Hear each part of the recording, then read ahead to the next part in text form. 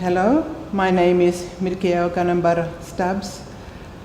I am a Yolŋu elder in the community. I am of the Tartiwi clan, who is a Doa of the 13, 14 clans that live here and around here. I grew up in Yirrkala, went to school when I was 9 years old, straight coming out from the bush. So in my early years, I was born in the bush, grew up there, learning about the food and fruits, my language, places, people, Kuruto, meaning all my, what I call other people in the bush.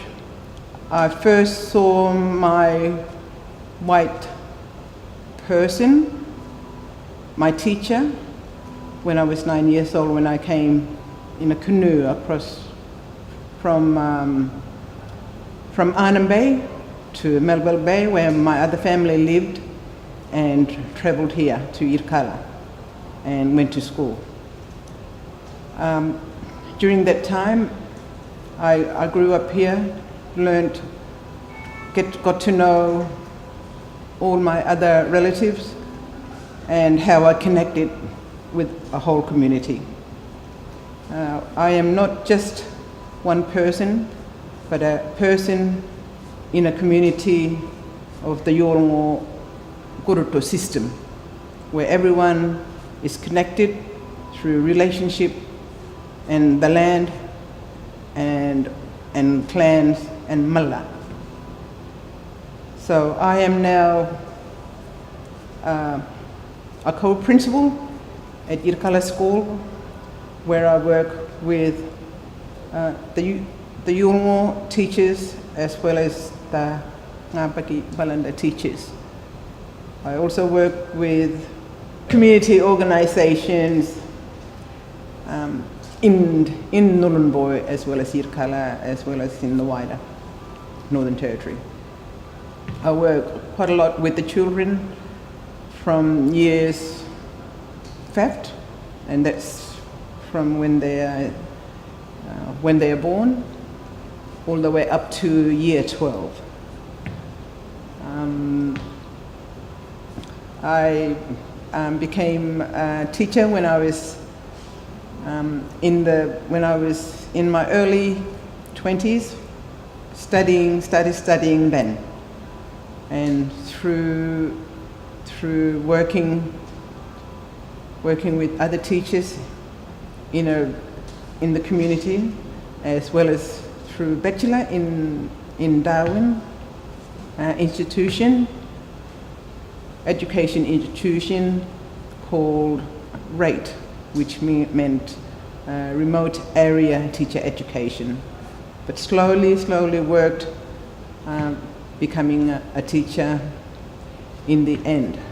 It's a long time for someone to study, but to also work and study at the same time, looking after your family and looking after a wider family is quite, it gets you to get to wherever you want to be for a very long time, but that was a goal for me to do. And here I am, I'm working as a co-principal and working with a lot of other teachers, helping them to get to where they want to be. Living here at Yirrkala is a beautiful place. It is remote, it is pristine, beautiful white sands, beautiful red sands, woodlands, bit of rainforests, corals. It is the most beautiful place, I think, because the Yolŋu still live here and the Yolŋu look after the land. In Nhulunbuy, just 15 minutes drive, 17 minutes drive from Yirrkala is a little mining town called Yolŋu. I think it's bigger than Yirrkala, and who has schools, who has woolies and motels and bars and things like that. Here in Yirrkala we don't have that, because the old people said when the mining came that we don't have those kind of things actually in Yirrkala. Yirrkala is a no alcohol zone, so when people want to go into to have a drink, they go into town. But it's a beautiful, beautiful place, and the people here still hold their culture strong and their language very strong. Therefore, when the mining did come in the 70s, the old people said, we want our children to learn in 2 languages, in English as well as in our own language. And therefore, from that on, from the 70s onward, Yirrkala school became a bilingual school, or a 2-way education centre, where children come in learning in their first language, and then they transition into English. And it works well. Leadership and culture in this community, in Yirrkala, because of the mining, I think people became headstrong. Our elders stepped into the spotlight, into politics, because they had to fight through court, through Militbum versus Nebelco. Militbum versus Nebelco had to fight through court, and so our old people stepped into that role of everyone being together, everyone encouraging each other to be a leader out of the community, out of their comfort zone, into the wider Australia. And so I think through their role model, their leadership, our younger generation after them have become leaders that their voices are being heard out of their community, or out of Yirrkala community, more and more often.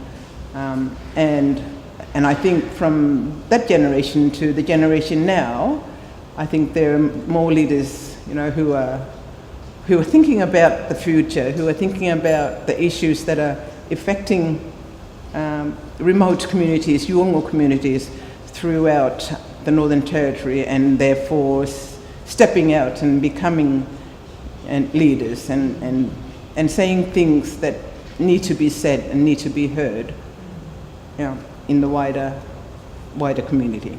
And there are, and those are the kind of challenges that our young people and those generations after those leaders from the 70s to the 80s to the 90s. And I think our children are starting to have those challenges. They're thinking into the future. They're looking at issues of, what needs to be done, but not only for the community, but challenges within themselves, the challenge that they need to look at, to have a goal, to challenge that, to get to where they want to be. And I think that's helped through having these associations or these Yolŋu associations, whether it be Miwech or Timoro Land Care, Miwech Health, Marangar Kumech Association, Yota Indi Foundation, Pukulangai Arts Centre, all those associations and centres where our children see and they go to these and they know what's happening in those centres, that gives them that And so when in the 70s, when the old people said, look, we want our school to learn both ways, to learn through the languages Yolŋu and English, their wish and what they wanted in the future was that the Yolŋu children read and write and learn through their language as well as in English. Having done that, and having programs like Learning on Country, and having those kalta, or the two ways, or those unique and beautiful pedagogy of learning through the Yolŋu, through the land and that language, and then stepping to the Western way of learning is so beautiful and so rich that when you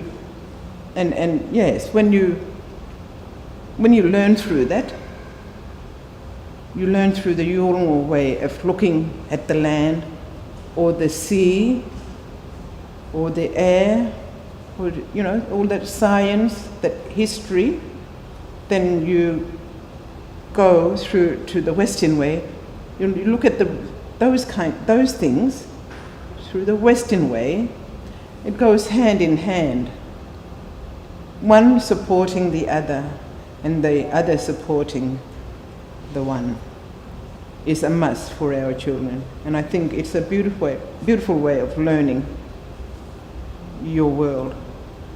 And through those programs, when they were little and coming to Yirrkala school and learning through that program, through the bilingual, through the two-way learning, until in year 12, sometimes I look at these children and it inspires me. They inspire me, these children, and they grow up to be strong Yolŋu, strong and powerful Yolŋu, and beautiful Nedjit Yolŋu, but learning how to ease into Western world so easily. It makes me proud. And we have children like that here now. And some of these children are here working. For example, Yolŋu, she went through this, and they're young filmmakers working here in this art center.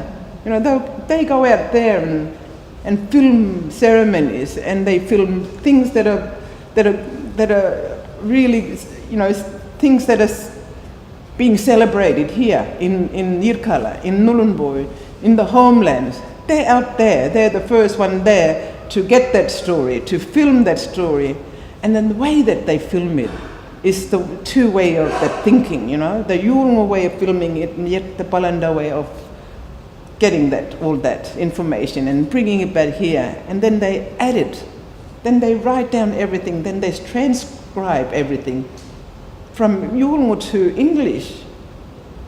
That is so amazing, so amazing. And she's filming me today. Hello, markup me. And these two children, they're year 12, they graduated, and they're working here actually in this where I am sitting now in this center, which is mulka. They call it mulka, meaning to keep, literally means dry and warm. So it means, this art center means to keep what is Yolŋu law and what is Yolŋu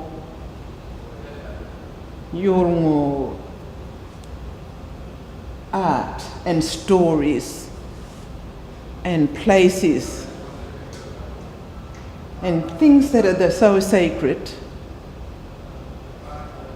safe. And these two young children who have passed year 12, this is where they work, and they're making more,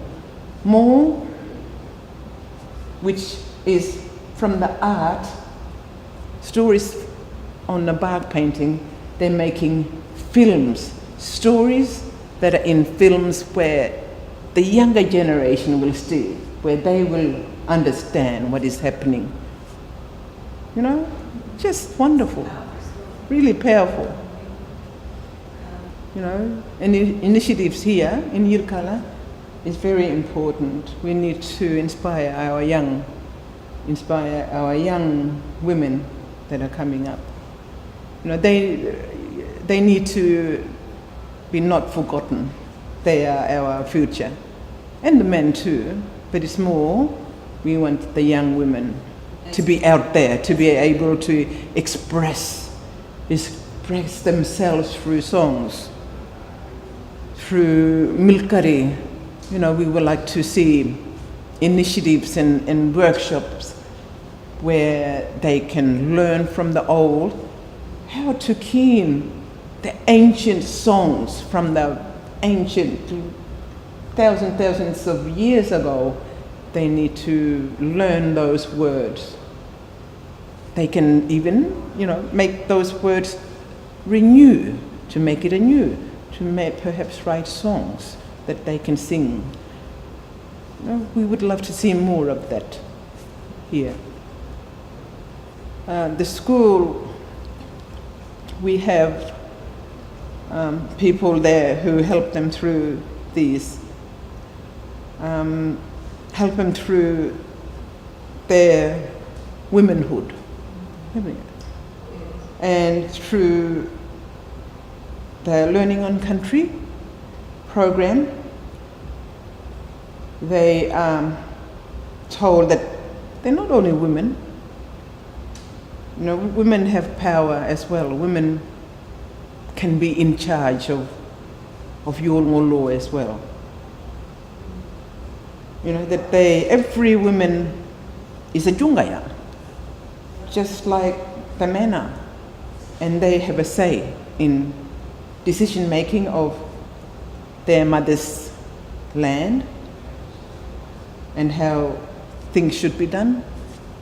And this is part of their learning of, hey, I'm a Jungaya, I am a Jungaya, and that you talk to me first, not just to him. I'm a woman, but I'm a Jungaya. Talk to me, and I'll tell you what to do. And people respect that, because it's the law. It is part of the law that a man should talk to a woman about things that concern that particular land or that particular country or that river over there or that point over there or that beach over there or that body of water over there. I was inspired by, of course, my mother and my grandmother and so on. I never saw my great-grandmother, but I see photos of her, and that's enough. And that's enough to inspire me. You know, and there are lots and lots of women, whether they are Yolŋu or whether they are non-Indigenous, that inspire me, that I've sat with and talked with, and be inspired by them. But not only them, I look at young girls who are doing such a great work, and I'm inspired by them, truly inspired. It's a very strong community with very, very strong people, whether they're leaders or whether they're little Jungayas, whether they're women, whether they're men. And yeah, sure, we have problems like any other community in Australia. but we have overcome those problems, and it takes a community to make things right. And Yirrkala is one community, and a very strong one, and a very powerful one.